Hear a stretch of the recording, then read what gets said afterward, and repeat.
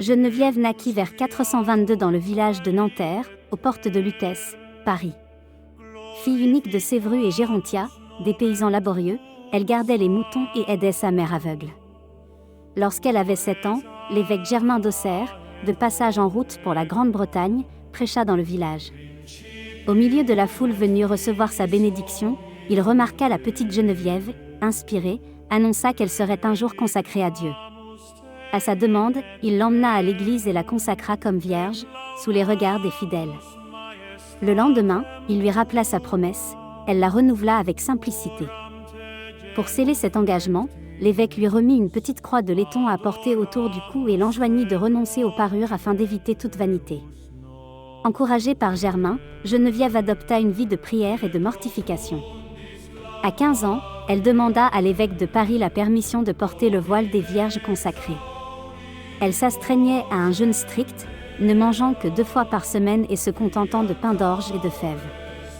Après la mort de ses parents, elle s'installa chez sa marraine à Paris. Elle y multiplia les œuvres de charité, soins aux malades, aide aux pauvres, visite des prisonniers. Elle passait des nuits entières à prier dans les églises, malgré les tentatives du démon pour l'effrayer, comme cette nuit où un coup de vent éteignit sa bougie, imperturbable, elle ralluma la lumière et poursuivit ses prières. Geneviève avait des visions d'anges et de saints qui la consolaient et la guidaient. Pourtant, son austérité et ses révélations suscitèrent la méfiance. Certains la taxèrent d'hypocrisie et menacèrent de la noyer, jusqu'à ce que l'évêque Germain intervienne de nouveau pour la protéger. Sa réputation de sainteté ne cessant de croître, l'évêque la chargea de veiller sur les autres vierges consacrées. Geneviève devint une mère spirituelle pour les jeunes femmes, les encourageant à prier et à pratiquer l'aumône. Pendant les années 440 à 450, l'Europe est secouée par les raids des Huns. En 451, Attila approche de Paris avec une armée redoutable. Les habitants, terrifiés, sont prêts à abandonner la ville. Geneviève les rassemble et les exhorte à rester, à jeûner et à prier dans le baptistère. Elle leur assure que Dieu les protégera s'ils lui font confiance. Sa foi contagieuse ranime les cœurs, les femmes se joignent à elle, et des veillées de prière s'installent dans les églises. Les Parisiens restent finalement dans la cité. L'histoire rapporte que, contre toute attente, Attila détourne ses troupes et se dirige vers Orléans. La ville est sauvée et Geneviève est acclamée comme l'héroïne de Paris. Les épreuves ne sont pas terminées. En 486, le roi Franc-Childéric assiège Paris, provoquant une famine. Geneviève, déterminée, se met à l'œuvre. Avec un groupe de femmes, elle navigue de nuit sur la Marne et l'Aube pour collecter du blé dans les villages voisins.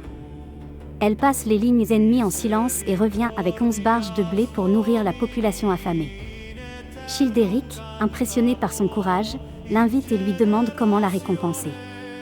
La sainte lui demande simplement de libérer ses prisonniers, et il accepte.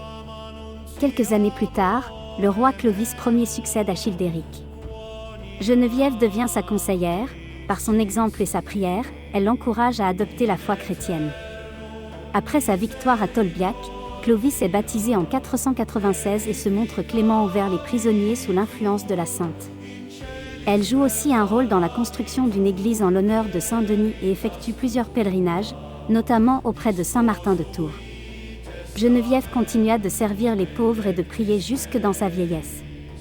Elle mourut à Paris vers 512 à l'âge d'environ 89 ans. Le roi Clovis fit édifier une basilique pour abriter sa tombe.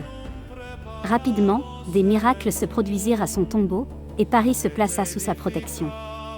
En 1129, une épidémie de fièvre brûlante ravagea la ville, les reliques de Geneviève furent portées en procession et les malades touchant la chasse furent guéris. Ce miracle fut commémoré chaque année, et la confiance des Parisiens envers leur sainte patronne se renforça. Même après la Révolution française, qui fit du sanctuaire le Panthéon, une partie des reliques fut sauvée et transférée à l'église Saint-Étienne-du-Mont, où des pèlerins continuent de la vénérer. Sainte Geneviève reste un modèle de foi inébranlable, de courage civique et de charité. Sa vie prouve qu'une jeune fille humble, enracinée dans la prière, peut influencer des rois et sauver une cité par la force de l'intercession. Le 3 janvier, les catholiques se souviennent d'elle non seulement comme patronne de Paris, mais comme un symbole d'espérance et de solidarité qui traverse les siècles.